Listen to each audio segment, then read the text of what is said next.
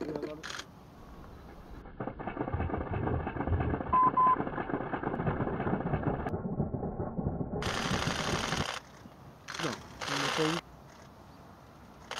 ね、エビは。海水がなくて。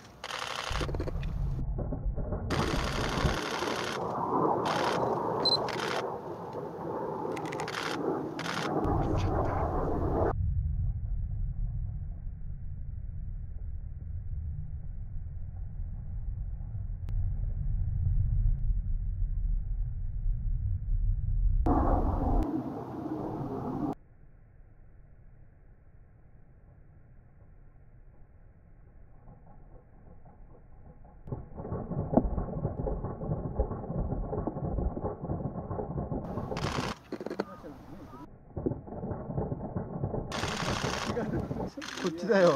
みんなと台が半分ですよ。俺も。向こう走ってるよ。エビか。うん？エビと葉っぱ。ゴミだけ落としたよ。ゴミだけ落としたよ。うまいな。大きいの。一匹だよな。一匹の奥だよ。いや、一匹だ。木は。これ買ってきたやつじゃない？うん、買ってきたエビ。